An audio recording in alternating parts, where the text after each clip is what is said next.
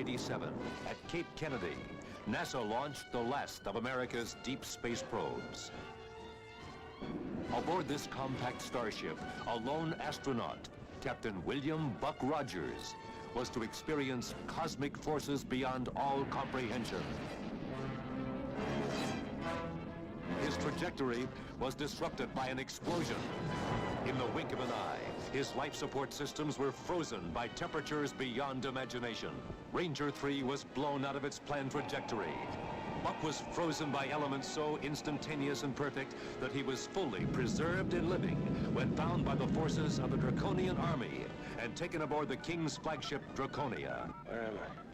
You were aboard the King's flagship Draconia, under command of the Royal Princess Ardala, on its way to Earth on a peace mission. Oh. Give him something for his discomfort. Oh.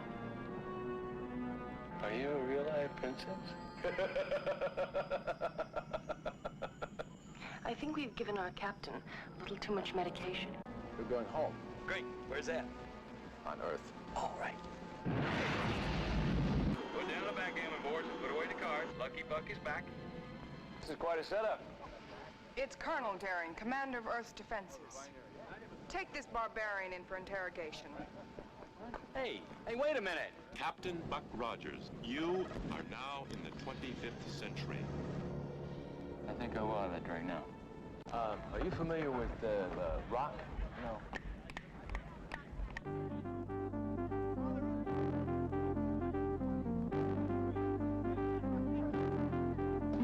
What are you doing? It's called getting down. It's a little before your time, if it frightens you. What is it? What's going on?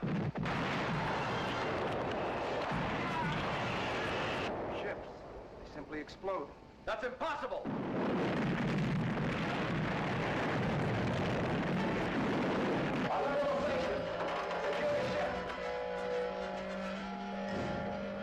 Captain, you stay out of this. Try and stop me.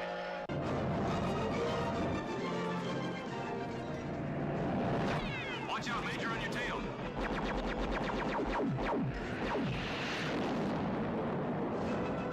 Captain Rogers, I ordered you to stay out of this.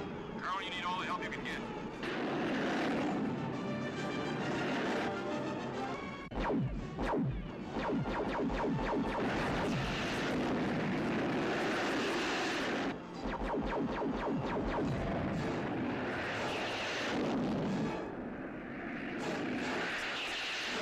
Buck Rogers in the 25th century.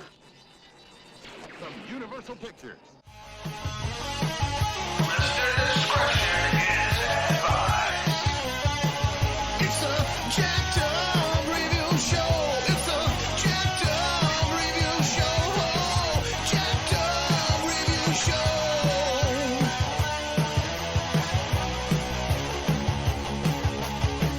It's a jacked up review show.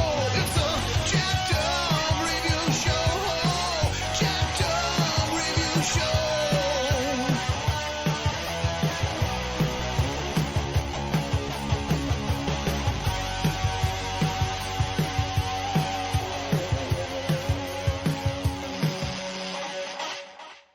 Okay, welcoming back to the show. Once again, we got Tom, JJ, and Paul all here for another fun retro special. Welcome. Yeah, different kind of show. Similar. Different, but just as sorry. campy. Just as campy, just the same kind of thing. It's so funny how, much like Lord of the Rings, Think it's like, it took Star Wars referencing both Buck Rogers, Flash Gordon type serials and Lord of the Rings for them to exist in a visual medium.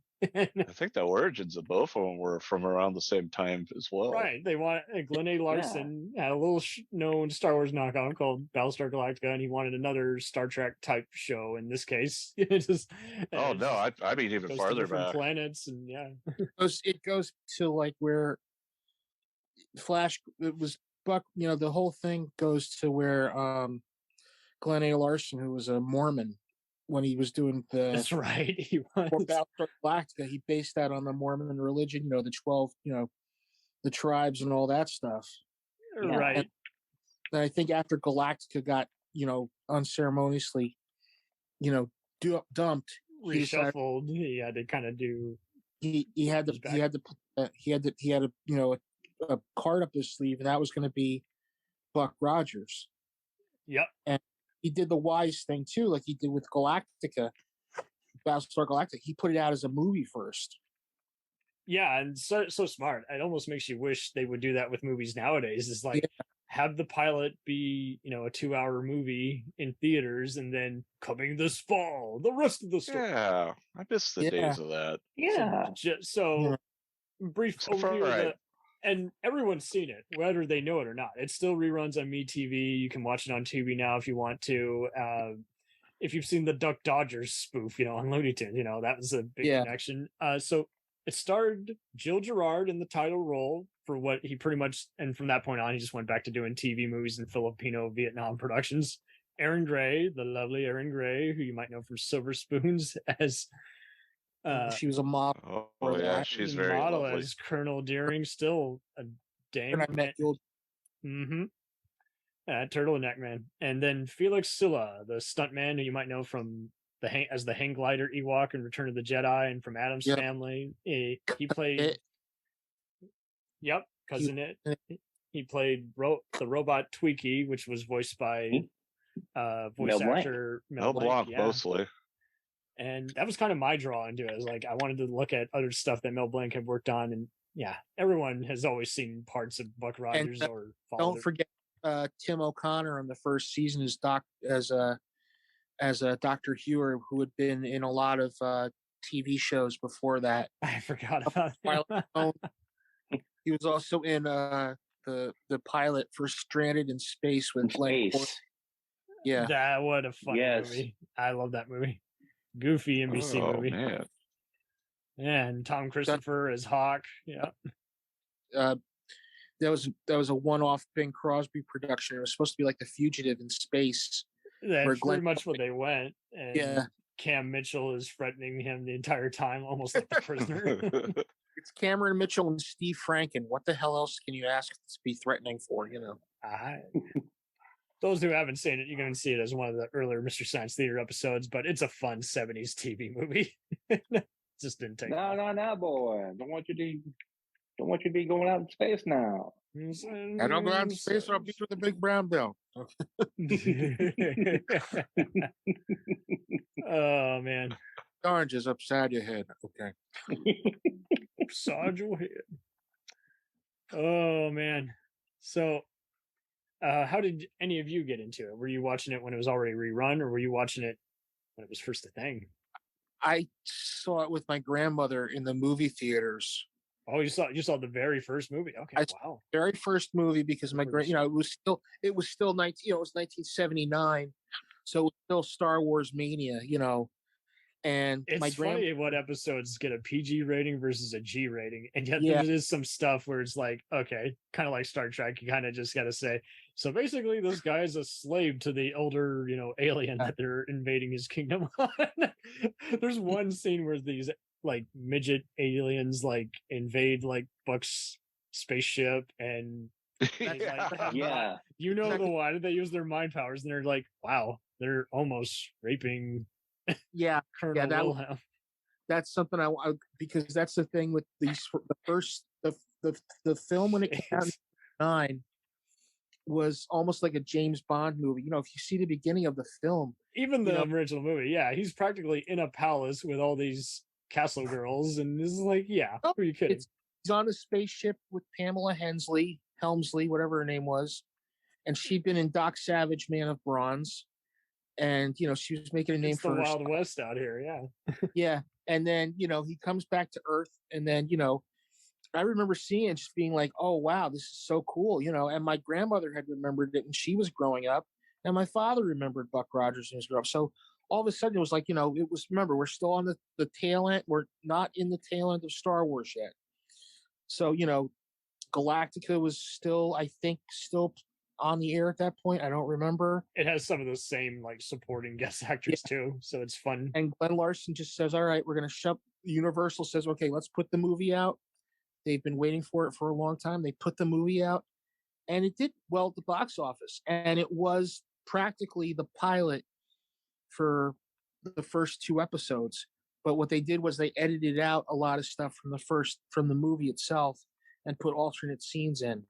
So when you see Awakening 1 and 2, it's the movie. They actually edited out Joseph Wiseman's character. That's right, they do. Miss Dr. No himself. Yeah, Dr. No himself. And he comes back in a later episode. Yes, he does. Jamie Lee Curtis shows up in one. There's all kinds. They got Post. They got a lot. Yeah. The Allstate guy himself, Dennis Haysbert, is like a recurring like crewman. It's kind of like Star Trek. They leave it to your mind whether he's a different crewman or just the same guy who's just wandering around. They had a guest list. I remember reading about it. It was like they had a couple of the Batman villains. They had Cesar They Romero. definitely had the same agent. Okay. Casting company. Here's what it was. It was Cesar Romero. Who doesn't Frank, love him? Frank Gorshin, Roddy McDowell, who played Bookworm. Yes. Julie Newmar, Sid Haig, right? Julie. Who was the guy who played oh God, he looked like he was in the 7-Ups. He played the bad guy. Shoot. Was it the guy playing the Admiral, Jay Garner? No. He was God, I know a guy. I know a guy who knows a guy. I'm looking up 7-Ups, Buck Rogers. Like Jeffrey something around? Richard Lynch. No, that's the 7-Ups man. Richard Lynch was in it. I forgot who someone else. The guy who played. I mean, they had a lot of people. Yeah, I think it is Richard Lynch. That first season, it was like bad guy of the week, but Jack Palance was in one. Yeah, he was. He was very intimidating, like typical Palance. That's the only. It's funny seeing him kind of tone it down a bit, which is funny because most of the time he's just and he's gritting his teeth less. He was just about to do Shape of Things to Come, that Canadian, Canadian science fiction movie with Carol Lindley and Barry Morse, and it was like, okay, he plays like this guy who's got like secret powers and stuff like that. They had like Peter Graves and Woody Strode in one episode. They had Sam Jaffe. Woody Strode was cool. They had Sam Jaffe in like one of the last episodes. I think it's the last episode. It Michael. Might be. I just went for a lot of it recently. Michael Ansara, who replaced Henry Silva as Killer Kane. Yes. And I'd be remiss if we forgot Buster Crabbe. Oh yes, one of the best episodes. Yeah. One where good. Buster Crabbe comes in. Tarzan himself. Yeah. No, he was the original Buck Rogers. Yeah. In the 40s serials. Okay. So when there's this one episode where I see the connection now. They're fighting in space, and his character's name is Brigadier Gordon, and he says, "That's some good flying there. What's your name?" He says, "Brigadier." What's your name? He says, "Gordon." He says, "Where'd you learn to fly like that?" He says, "Son, I've been doing that. You and I are from different times." And he says, "I was like." It's like the smile on Gil Gerard's face when he's talking to him. It's like, yeah, we know who it is, and you know who it is. So let's just keep it at that, But it was fun to see, him do that. But the thing was, the first season is great. I actually didn't mind season 2, but I think it's better than, like you say, Galactica 1980 trying too hard due to producer interference. Well, what happened? That first season is great because it was like bad guy of the week, guest star of the week. And then season 2 is more kind of go down to the planet or who's invading the ship. It got to be okay. Well, here's how the timeline goes. You have 79 to 80. The first season, it's a hit. Yeah. And if anything, like Glenn Larson kind of got distracted, I guess, more with doing Space 1999. So I don't think he was as heavily involved. He never did Space 1999. That's Jerry Anderson. Oh shit! Then Jerry he's probably more distracted with original Galactica then. Well, what had happened was that the season went great, the first season, and Universal said, "Okay, let's start on the second season." But what nobody remembers is there was a writer's strike. Yes, there was. So that put the season on hold. Meanwhile, Larson was going to do another project altogether. Mm-hmm. I think that was, I don't know, I'm trying to think what it was, but they brought another guy in, and Gil Gerard has said that second season, it was like they were using recycled Star Trek scripts. They basically were, yeah. And there were some episodes he was like looking at, he would be like, I don't want to freaking do this. You know, it took the humor was out of it. That's what it was, that second season. Yeah, and Mel Blanc wasn't the voice all the time, and Tweaky in that season either. They got rid of it for like 4 or 5 episodes, and it's like, Beady, Beady, okay, but it's not that Beady, Beady, Beady. Oh boy, you know, it's like, and they changed. I did notice they reused some voices, I think, too. Yeah. Yeah. Every response seems to feel like stock footage as opposed to in the moment. Well, the one thing I liked about that second season, the only thing I really like is Hawk. Yeah, Hawk was awesome. Yeah. They give him more to do. Buck gets in some more outer space fights, and Hawk will often save him. So it's a Kirk Spock mentality. Well, they kind of made Hawk like this character like Spock, you know? Yeah. Very, very like, you know, and the guy who played him, Tom Christopher, is a great actor. If you've ever seen him in other movies, even in Death Stalker Free, he's pretty good. But yeah, even Death Stalker, he's been a soap opera actor for a while, and that was like his big. He won 2 Emmys. He's an Emmy winner. He won 2 Emmys. Nice. Too. Great guy. You met him? Nice. Yeah. Nice. But the thing is, with his character, you know, they were doing it now where he didn't have Wilma, because if you notice, Wilma's not in the second season that much like she was before. They kind of shove her off to the side a little bit. Yeah, probably about a third of the time she was gone, maybe more. What would a season 3 had looked like, do you think? I think my opinion is they would have come back to Earth. It did kind of, because this show is so influential. Like, Farscape is practically a copycat of his astronaut gets stranded in a different in a lot of ways. Yeah. War. They would have come back, and I think you would have had them come back to Earth. The Defense Directorate, you know, Dr. Hewer comes back.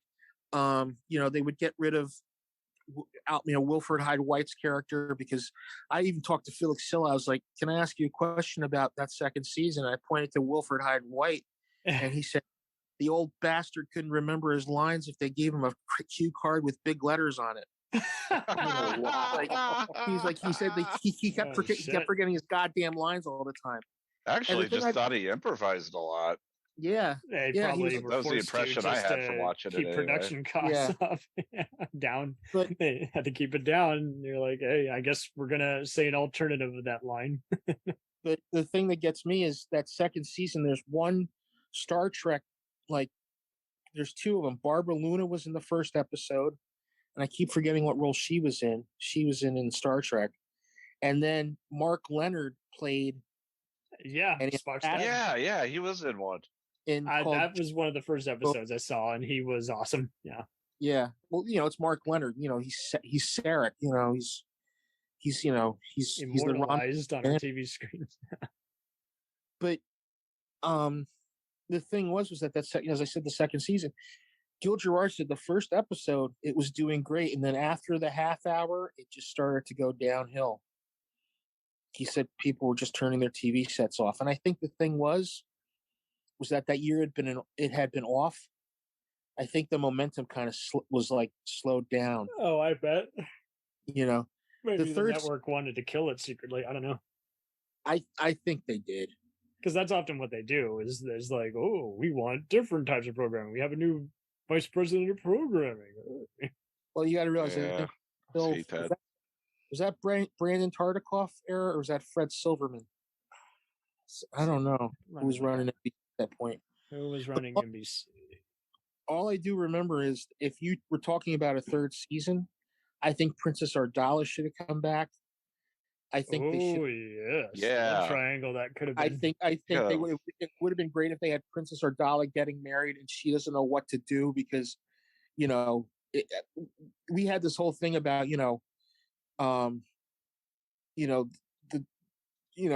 Admiral Asimov, the searcher comes back and they haven't found anything, but the searcher gets destroyed for some strange reason, and it's up to Buck and Wilma to find out who destroyed it, and you would have had Tim O'Connor come back as Dr. Hewer, because I think he was the most passionate character on that show, Tim O'Connor's character. Yeah. Totally. But I mean, they had that fucking Triton. Remember that thing? That thing was like kind of like he's like, well, I don't think that's right, Tweaky. Yes. Big robot. Yeah. A big clunky robot. Big clunky. He had so many kind of villains, some which are kind of a little freaky, even though for a family show. That robot gave me Hitchhiker's Guide vibes. Yeah. I wouldn't be surprised if they. Well, no, they didn't film in Britain, but I wouldn't be surprised if someone saw some rebroadcast of it a year later and said, "Let's design a spaceship like that." Well, they took the spaceship, and it was actually a model from a spaceship from the previous season when they did the episode with Dorothy Stratton, where she played.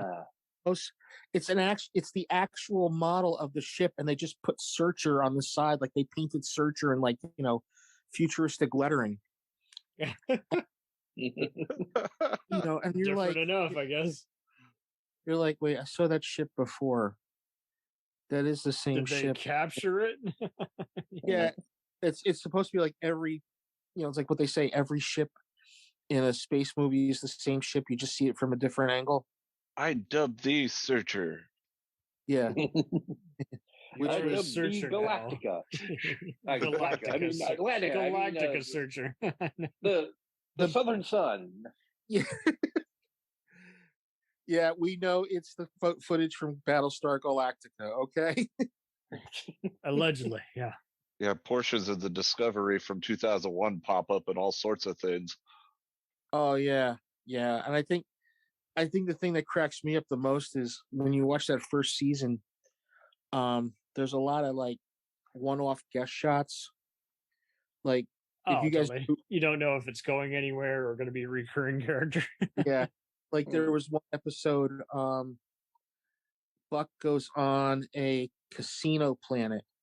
I love that one. Yeah. There was a woman named Marla Landers and the actress was supposed to play Wilma Deering till Aaron Gray said, I'll take the part. So she was in War Games. If you remember, she passed away, unfortunately, early in life from cancer. But I even lost Tweaky portrayer, the stuntman, earlier this year in August, unfortunately. Yeah. They're getting up there. But what it was, if you watch some of those episodes, there's a lot. Reggie Nadler. Do you guys know who Reggie Nadler was? No. Sounds familiar, but I can't put the think name. I do. The original Salem's Lot. Ooh. He played Mr. Barlow. Okay, so he's the king of. He was also in The Man Who Knew Too Much with Jimmy Stewart. He played the assassin. He had I've seen him more than I realized. Jeez. Yeah, he plays a casino dealer in that. In one of the episodes, he was the one Andorian in Star Trek in Journey to Babel. Okay, so small world.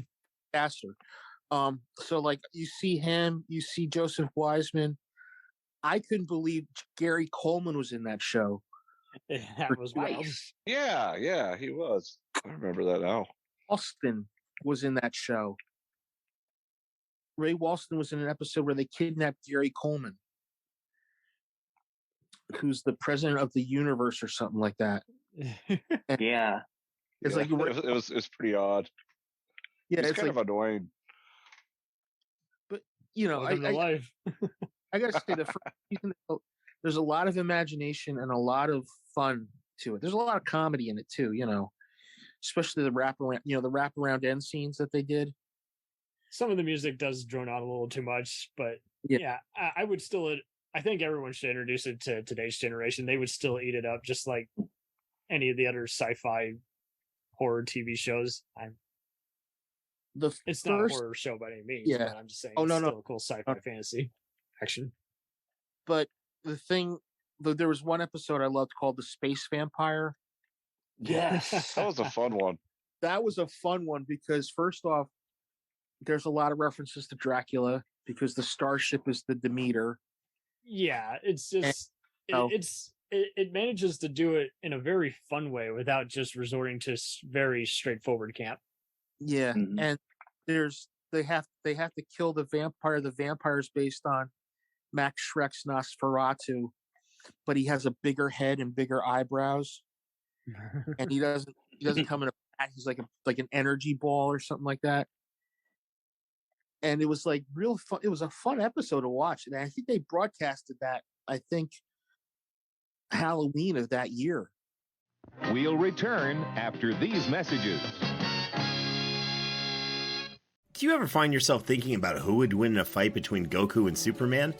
Hi, I'm James Gavsey, and on the Who Would Win show, me and my co-host Ray ignore anything important happening in the outside world and debate fictional battles between characters from comics, movies, and video games. We got a new show every week, and almost always am I the winner. Yeah, not true, Ray. In the past, we've discussed such matches as Captain America versus Darth Vader, Solid Snake versus the Iron Giant, classic matchups like RoboCop versus Terminator, and even the Muppets versus Sesame Street. That one was crazy. So if you're a fan of geek culture and love a spirited debate, check out the Who Would Win show wherever you get your podcasts, or check us out at whowouldwinshow.com.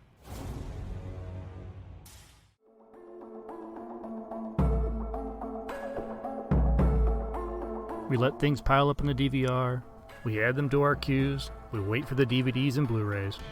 We time shift. The Time Shifters podcast. Sci-fi, horror, fantasy, superheroes, comedy, action, film, television, maybe some not-so-current events. Find us on iTunes or at timeshifterspodcast.com.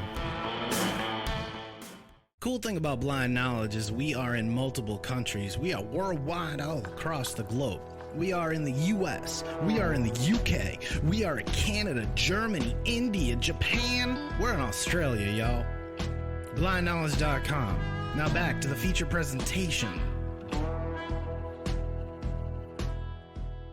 Dragon Ball Z, One Piece, Naruto, all things that we love, all manga that were originally published in the legendary magazine Weekly Shonen Jump. But not every series can run for 300 chapters and have a hit anime. This is David. This is Jordan. We're the hosts of Shonen Flop. Each episode we look at manga that ran in Jump that didn't quite make it. We discuss what it did wrong, what it did right, how the series could have turned itself around, and ultimately, was it a flop or not? We're on all your favorite podcast apps, and you can find us at shonenflop.com. Keep on flopping, floppers.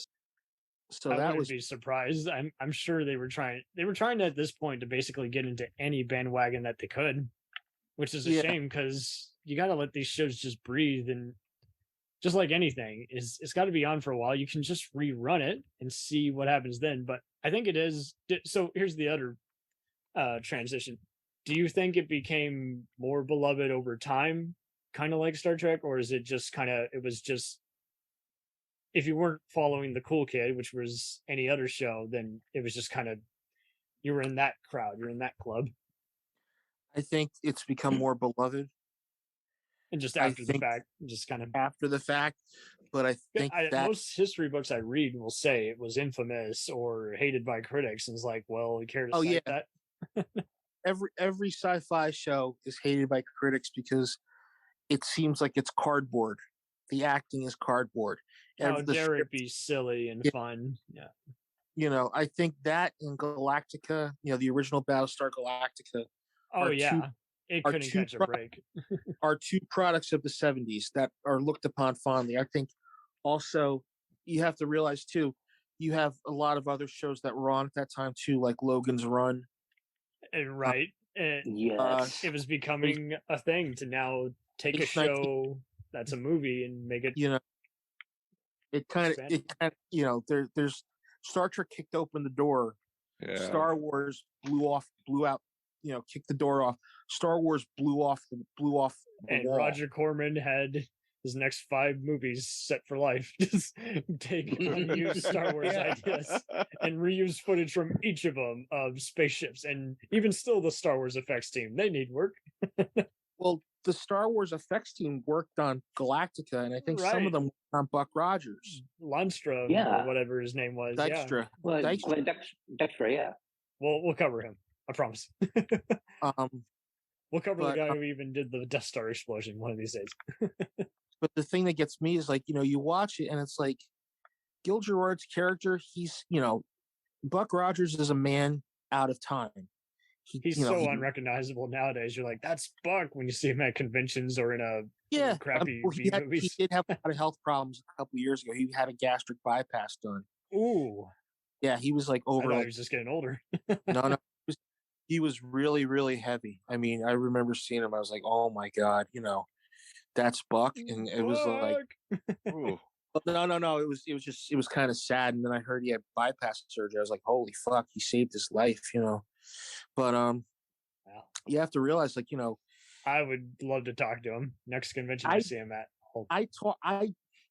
I vaguely remember this, but my mom and my dad and me were in Chicago, and I think Buck Rogers had just come out because we were visiting friends in Chicago, and Gil Gerard was at a signing, and I got to meet him. This is 1979. I'm 4 years old, it was early 1980 or something like that. I got to meet him. And then I got to meet him later at Chiller in New Jersey. And I said, I told him, I said, I remember meeting you in Chicago. He's like, yeah, I did a signing in Chicago when the show came out because the show took place in New Chicago. Yeah. Yeah. And the thing that I loved about that was that you could tell the matte painting, but you could tell it was LA. There was a Century Tower, you're like, oh yeah, that's what it looks like, But the story itself was like, he's a man out of time. He doesn't know, his family's all gone, and it's the future, so people don't know who he is. So he has to form his own family. It is deep on that level in some ways. Yeah, he has to become he's absolutely in love with this woman, just like we are, because she is heroic and she is just naturally just so charming. It's just like, yeah, I will help you in your quest, even if it means my life. I think the thing that I loved about Colonel Deering was that she was ballsy. She didn't pull the whole helpless me bit all the time. They gave her a lot of cool stuff to do. So I think much like Stephanie Kramer on Hunter, she's a bigger, symbolic, strong persona than people give her credit for. Yeah, that's one of the things they ruined in the second season with her. They made her weaker. I'll give you that. I just was so distracted by the fun adventure and having so much fun going through it. But yeah, if you want to dissect it, it needed more time. It needed, it was the Firefly of its day and age. It just needed more chance to grow. Well, that second season, they put her in a friggin' like stewardess outfit.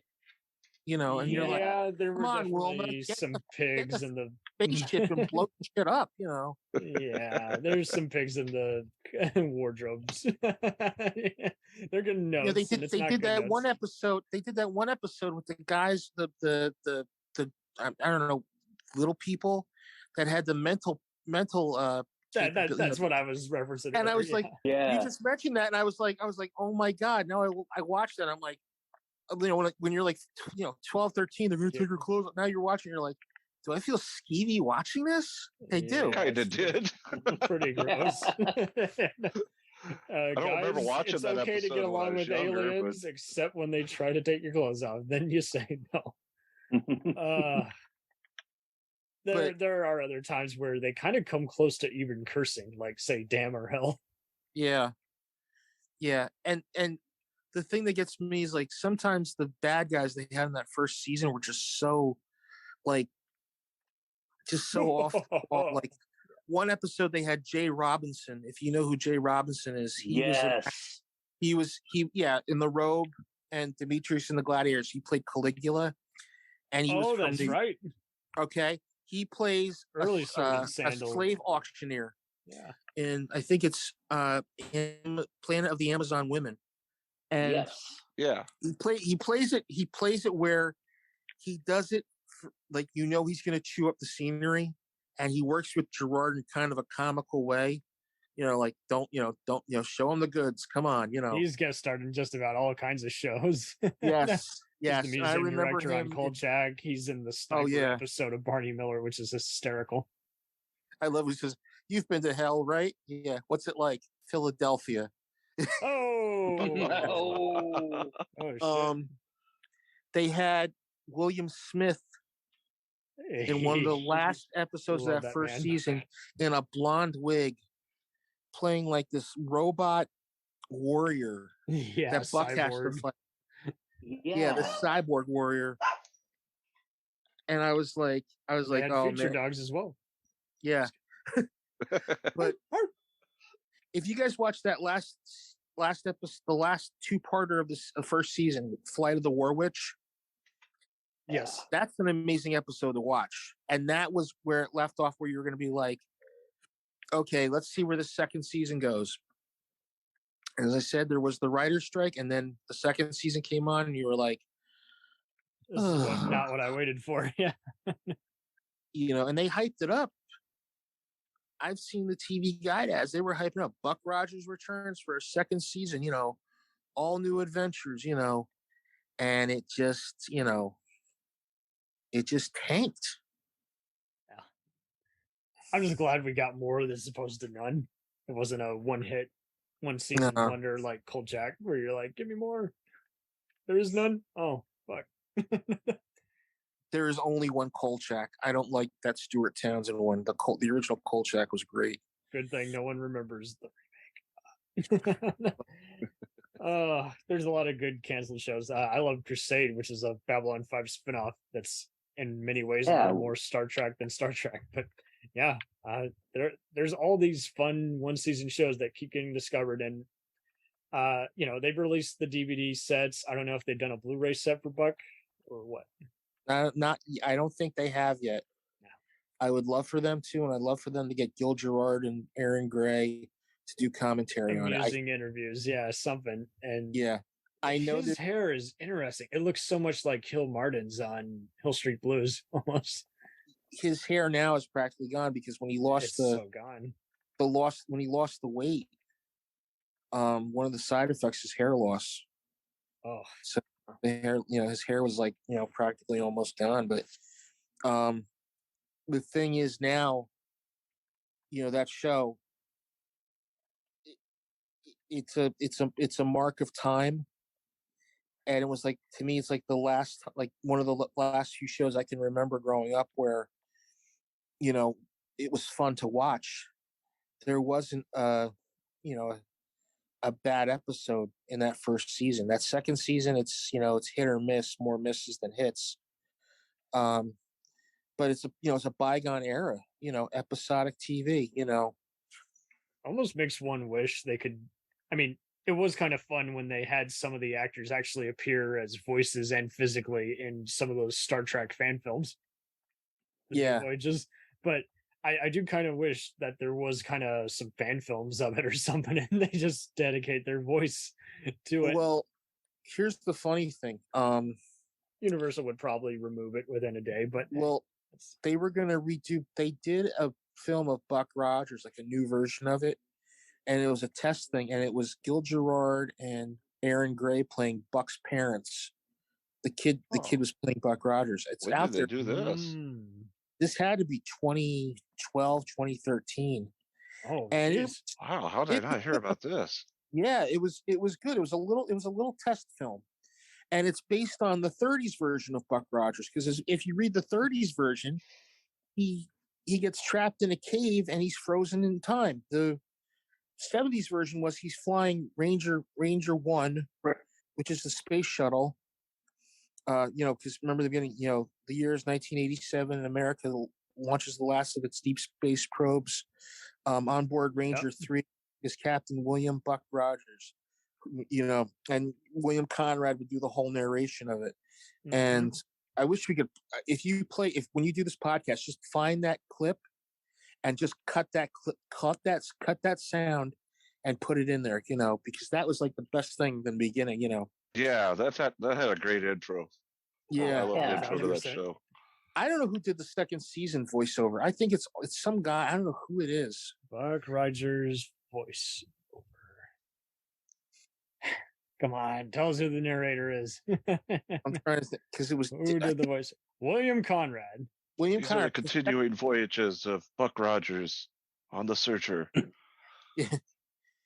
they did the second season and it changed around. Like the guy was still doing it, but the guy they still had the intro, but it wasn't as good as the original, because William Conrad had the dramatic reading about it, in the beginning. Yeah. That's what sucked you in. If anybody, Paul, you, Tom, you guys remember. Yes, very much so. Yeah. And they always had the beginning, this week Buck tangles with, a bunch of intergalactic criminals, Well, he, next I'm Buck Rogers, and you're like, they did like an old time serial, that's the way I look at it. They did it like an old time serial, Yeah, I'm listening back to it. It's like, yeah, season 2 does sound more like it's trying to be a movie, even though it's on the small screen. They got too serious, and they got too, and not only that, it's like they kind of were like, okay, let's get a Star Trek script, but we'll write something different about it. They did one episode where, okay, here's what happens: Buck, Wilma, and Hawk land on a planet. They find a crashed spaceship. Okay. Yeah, and I remember that one. Okay. And then what happened was Wilma goes back to the ship, and then I lost track of all the crashes. Buck and Hawk go back, but everybody's different on the searcher. You know what that sounds like? Mirror, mirror. Yeah, that was completely mirror, mirror. Oh, it's man. Like you're like looking at, and you're like, wait a minute, I know this episode. This is Mirror, Mirror. Jesus God, what's the matter with you people? What's the matter? Oh. The trouble with Tweaky. Tweaky. Not to be confused with Tweety Bird. Beady. Boy, Buck. Beady. Boy. Sometimes his mouth isn't even moving, but. And you remember that for Dr. Theopolis on his chest? Yes. Yeah. Hello, Buck. My name is Dr. Theopolis. I'm the head of it's like, it's like this, it's like a robotic form of value. And then the second season, they get rid of Dr. Theopolis. They were like some sort of race of logical machines or something like that. Yeah, they were brought in. The story goes they were brought in after the apocalypse to solve man's problems. And what they do is they control the weather, the grain, and all that stuff.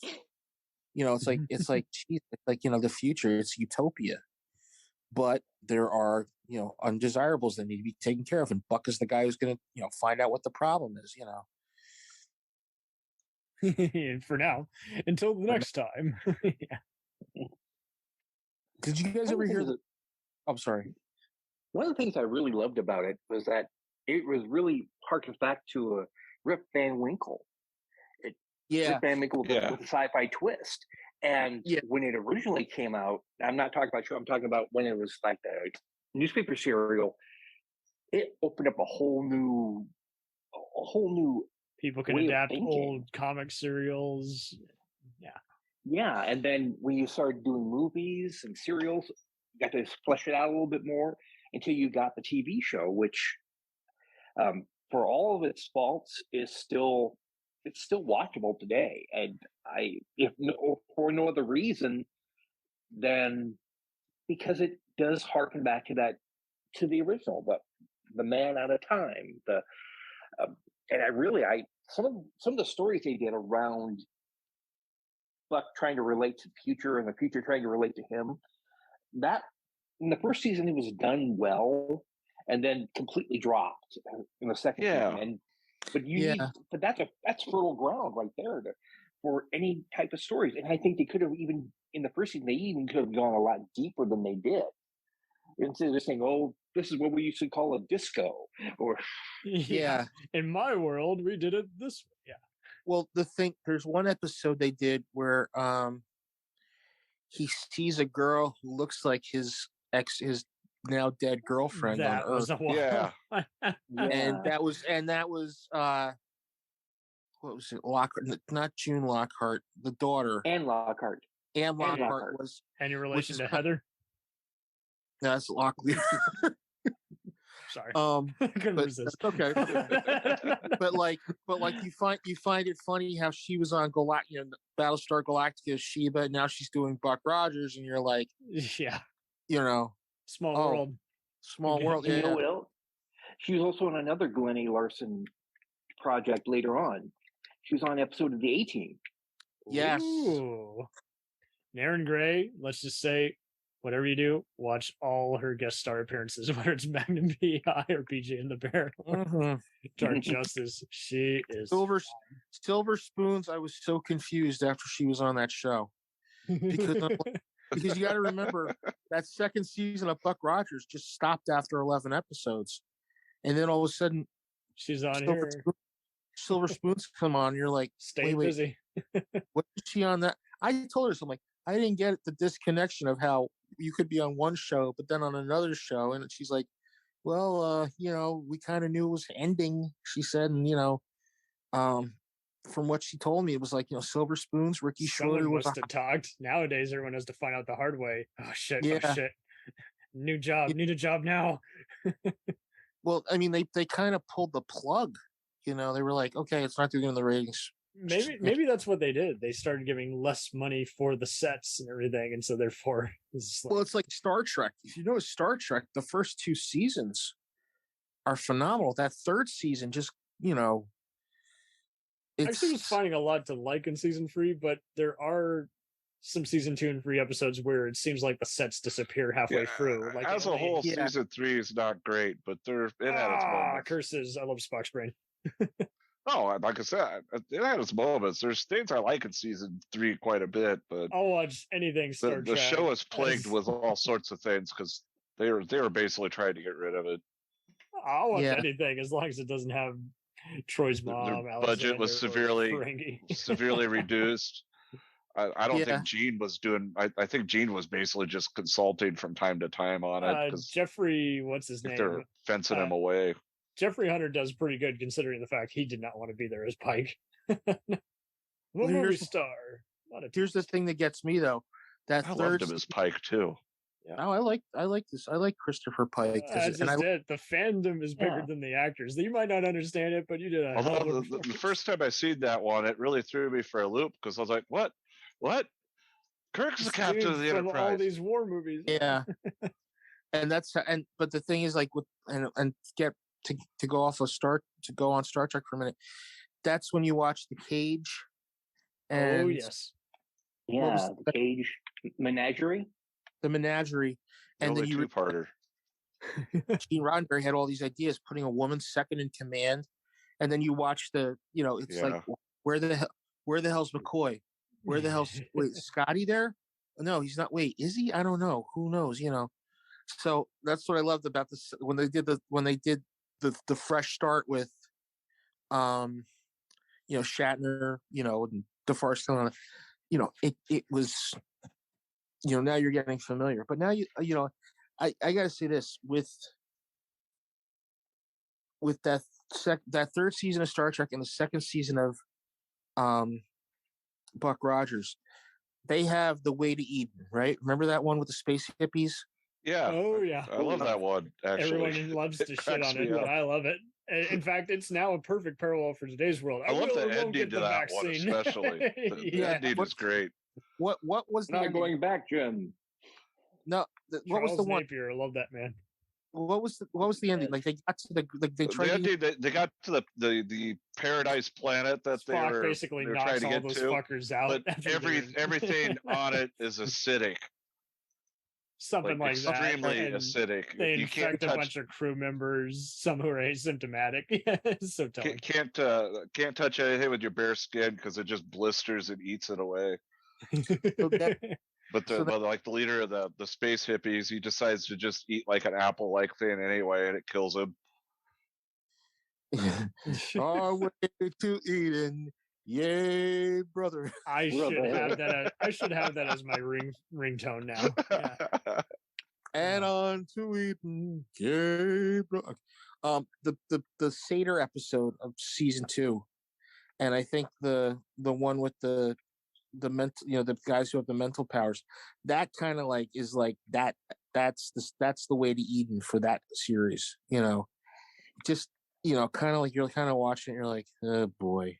And then the last episode was the one where we find out Buck was accused of starting the Armageddon, the nuclear war that almost destroyed Earth. That should have gone somewhere more. They should have And gotten it deeper on turned that. out it was just a drill.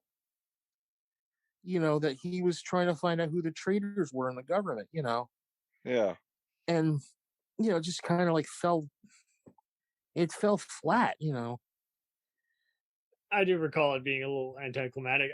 My thing is, I just have so much fun going on the adventures. They're way looser than Star Trek, where you often remember all the themes and everything, because you watch them all back to back nonstop. You just kind of just in it for a fun ride. That's just it. It's popcorn with heart, but it should have been a little deeper, and at the same time, it should have been a bigger thing. It should have been a better phenomenon, and I am glad that the fans are kind of kept it alive so long, and that the actors were just constantly at conventions. So it went beyond just the, hey, remember that show that was a ripoff? It's like, yeah, Star Wars ripoff my ass. It was something cool.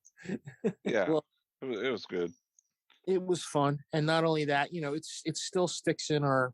It's really only Star Wars in that, yes, there's giant space battles often at the end of an episode, and some theatrical villains who love the sound of their own voice, but that's it. The rest of the time, it's its own serial. It's its own thing. It was kind of like, I always say, it's kind of like watching the $6 Million Man in the future.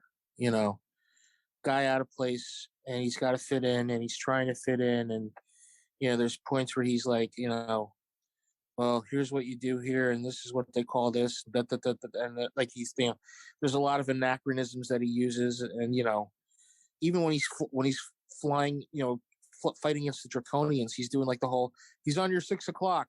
But what? That's definitely a Rogue One reference, yeah. But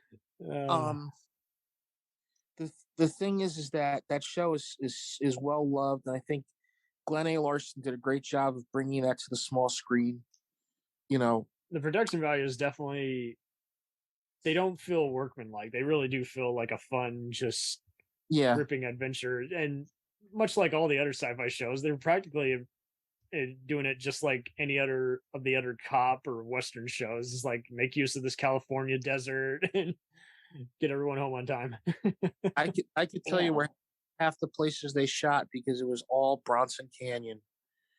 Oh man, it was all that area over there, and they shot sometimes in the Mojave. And they would take the one with Jamie Lee Curtis is a great episode to watch. Yes, because that's when she had Space Princess. No, what was that one? That was the one. Was she a space princess, or was she just an alien? I can't remember. No, she was in a jail, and they had to break her out for some reason. And then they did I remember on the show. I just can't remember anything about that episode other than I just remember. Was it the one where they had the 3 assassins trying to kill Buck? No. Okay, no. Yeah, it's similar, but it's different. No. The one was Plot to Destroy a City, which was Frank Gorshin. Yes. Anthony James, who was the psycho. Who was kind of like it kind of looked like he was the bad guy in Naked Gun 1. James, the fat guy from Every Which Way But Loose. There are times. Remember the heavy guy who was the head of the motorcycle gang in Every Which Way But Loose and Every Which Way You Can. Yeah, the Black Widows, the head of the Black Widows. I forgot his name. Oh, okay. Well, yeah, it wasn't Jeffrey Lewis. It was someone else. But no, there are times where I do almost expect a Bonanza or Gunsmoke actor to almost kind of just come over and just shoot up the place on those episodes. It's like, there's hell. I'll use bullets. I would. Were they even filmed in that same episode where Captain Kirk is having to do the whole Western simulation when they go into that time trap and they? Oh, the Way of the Gun. Yeah, it almost looks like the same jail cell almost. No. That was something on the Paramount lot. Okay. Because I know they filmed Gunsmoke on the CBS lot. Yeah. But thank you, Lucy. Thank you, Lucy. think wasn't DeForest a villain in a Gunsmoke episode? Yep. Yeah. Oh, there you go. He was. Oh man. Yeah. And the funny thing is that George Takei was in an episode. George Takei was in an episode of Death Valley Days. And also in another Glen A. Larson production, he was in an episode of $6 Million Man. Yep. Yep. Oh. Hello, Steve. How are you? Oh. Hello, Steve. Oh my. Oh my. I love him in the MacGyver episode. Even more wild since he's a Japanese playing a Chinese gang member. I don't remember that one. Yeah, he's dying, and I gotta go back and watch those again sometime. MacGyver still holds up. It's on Heroes and Icon and Paramount just every week, literally. There's so many other shows that just have that innocent fun. I used to model my hair after his, or try to anyway. Oh, no one yes. can have. I got to. I'm going for mullet. the Takei look. The Takei. Oh, die. I'm going for the Takei look. That means I'm going to run around with no top on with a saber sword going, want to fight me, boys? Let me tell you about my saber, Howard. Oh, yes. I did that episode, and they sprayed glycerin all over me. You should see me. I have a fine sheen when I run around the hallway thinking I'm one of the Three Musketeers. Not the candy bar, the actual book. Oh, those book adaptations now. I'm gonna say this, like when I went back when I was watching it on MeTV, right? Yeah, it's on every Sunday. Yeah, and I gotta say, it took me back to when I was about 5 or 6 years old, and I was watching it on my little, my parents' little 12-inch set with the sound up, and I had all the action figures. How many action figures did they produce? Were they by Kenner? They had Dr. Hewer, Buck, Wilma, Draco, Draconian Warrior, Princess Ardala, and did they have Tiger Man? Yeah, they had Tiger Man. And let me just say this: they should have made them out of like how they make them now, because if you try you couldn't put they didn't. Mego was so stupid. They didn't give them blasters like in Star Wars. Yeah, no, they were always giant weaponry and very detailed, and much like Star Trek, they're always trying to make it just heavily armored, not just like you say, stormtrooper. So like the hand would break on the freaking figure if you tried putting like one of your Star Wars guns in there. Oh man, you'd be like, so it wasn't Kenner, it was a different. It was Mego. Mego. Okay, Mego had the rights to that and to Star Trek, the motion picture. Okay. Wow. Fuck. How did I miss out on those? And they passed on Star Wars. Oh, it is what it is. Kenner and Hasbro took over the world. Yeah, that's right. They did Wonder Woman toys and Our Gang, Starsky and Hutch, and Planet of the Apes. Okay, yeah, I'd seen the Planet of the Apes figures quite a lot. Wow. Yeah, one thing I definitely want to say is Glen A. Larson. I want to say that he was definitely a sci-fi fan. If you looked at his body of work and just looked at the number of shows he did that had a slight touch of sci-fi to them, like $6 Million Man, you got Galactica, you got Buck Rogers, even some of the ones you wouldn't expect. I'm trying to remember a few more, because in the 70s and 80s, for a good long time, he was all over it. Oh, Knight Rider. Right. And thanks to Larson, and I already did a special on Stephen J. Connell, as like these guys kind of just kept the popcorn coming on the small screen. It was like, I mean, we mentioned MacGyver, and it was like, you watch that Henry Winkler, Richard Dean Anderson production if you weren't going to the movies watching Indiana Jones or Rambo, or you did and you wanted more of that on your small screen every week. So, yeah. Then when you look at other shows that are kind of inspired by that, like when Burn Notice, Equalizer, which is grittier, is like all those would not exist if there wasn't some kind of fun. If we didn't have Knight Rider, we wouldn't have had shows like Street Hawk or Airwolf, where the car is the star and in the title, and the vehicle is the character's way of fighting crime. Or cartoons like Mask. Yeah, it's either that or SWAT Cats. I mean, 90s are crazy too, and it just gets into even more. It's even funnier how they kind of do like a lighthearted take on like Twilight Zone or X-Files, where they incorporate a weird conspiracy or supernatural mystery as well, and you're like, it's pretty dark even by kids show standards or a family show. Oh man, it's good times.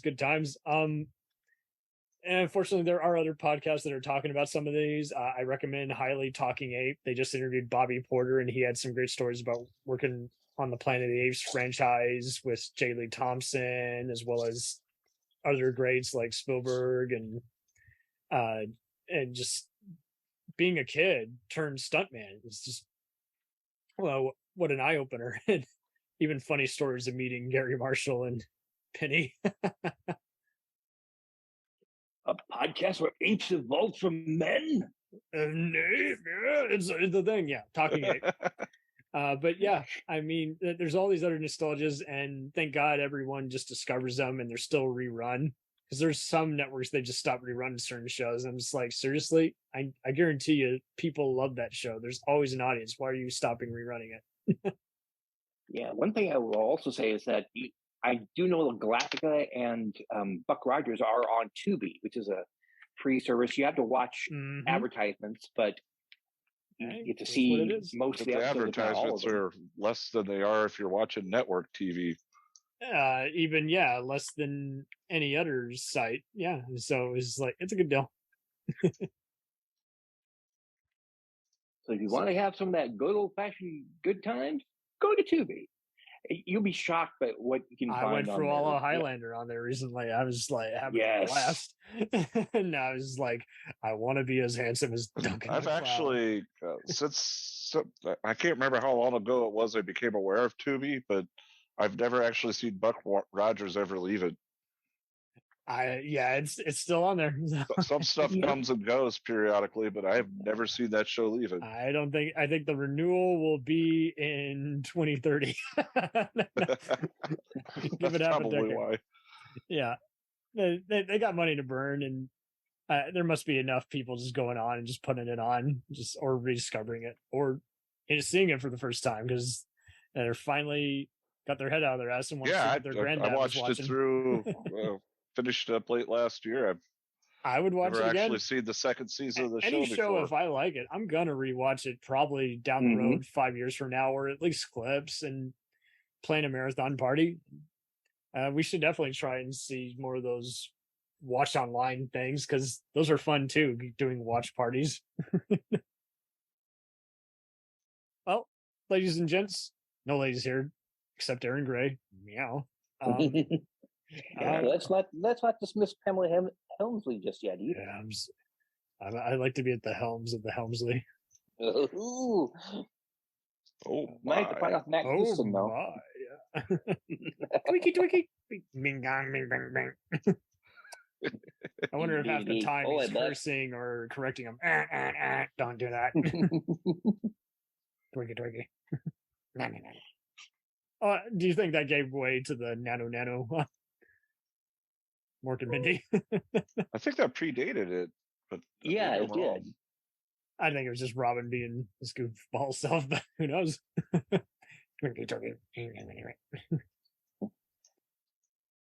There's times where he almost sounds like he's saying nincompoop. I wonder if that was a behind the scenes joke. It's like, what can I get away with? Am I cussing out Buck behind his back? I know the voice was added in after the fact, but someone had to be reading the lines. There's one episode I forgot. Classically trained. Let be somebody like a classically trained Shakespearean actor. Actor. Boy, Buck. Oh, Yeah, Buck. What the Buck? There is one episode where Hawk's, since he's like cybernetic, his head has come off his body during a landing, and it's just very obvious that the actor's just standing behind a rock. It just drove me up the wall because it just added some extra charm to it. It's like, hey, 70s bloopers, they didn't know what you could see and not see.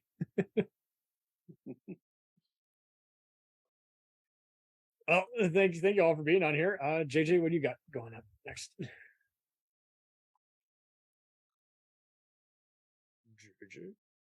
JJ. Lucy? Yamase. Chief Cloud. Still here. Okay. What am I working on? Yeah. I'm still working on the website. The film junkyard. And I'm gonna be I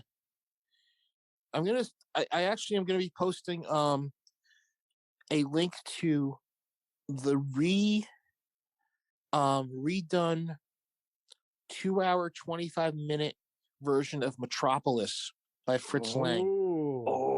With the lost footage. Is this one of the newer Blu-ray cuts?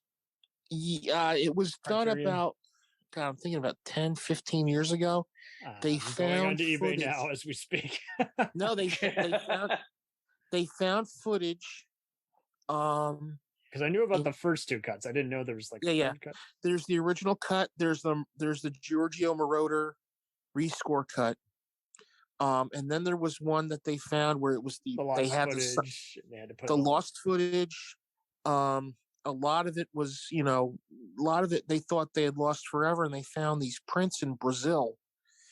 And they went through, they actually found, I think, the storyboard that Lang and his wife were writing out. And they said, okay, this goes here. Okay, we've got it. And there are some scenes where it's just stills. They couldn't find that footage.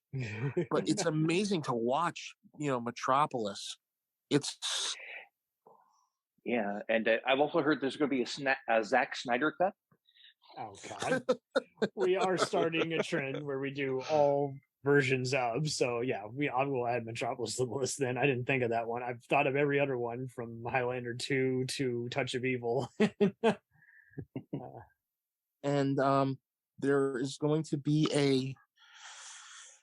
a book to be written soon by me. Woo! Amazon, look out. Hopefully I start it soon, called The Films That Changed My Life. And it's just going to be like, me starting out as a child, watching movies, and then going through every movie that I can remember growing up. All the ones that you gave a shit about. Well, it's it's like kind of like an autobiography, but it's kind of like everything in my life going on at that time, how it reflected through the movies and stuff like that. Mm-hmm. So it's like kind of like I talk about the last, literally, like like the Last American Virgin, that is nice. Which is one of the best movies. The teenage movie. That's a great movie to watch. There's that. There's Hollywood Nights. There's movies where I've just sat there and I've been like, oh wow, this is so phenomenal. And there's movies where I've been like, what's the big deal about them? Canon, baby. Canon Films made so many lives. Canon, yes. Canon and what was the one? I don't know if any of you guys had Kung Fu Theater or drive-in theater when you were growing up, like on channels. Yes. Channels. All right. There was a company that actually showed the Golden Harvest movies. They were a company out of New York, and they had this thing was like, this really like this guy had that impression, like this little keyboard that he played, and then it would come out, and they did. Channel 5 where I live played like the 7 Deadly Venoms or the 5 Deadly Venoms, So I want to just say that'll be starting to be written. It's going to be written soon. I got to just figure out the time frame, but it'll be fun to write. Just got to get in the mode. Mm-hmm. That's right. Well, thank you all once again for a pleasant sit down. People keep rewatching this show. It's even better than you realize. And if you got them, keep circulating the tapes. Keep circulating those tapes. And thank you to the authors of the First Amendment and the teachers of America. And Bill W. Mm-hmm. Oh, man.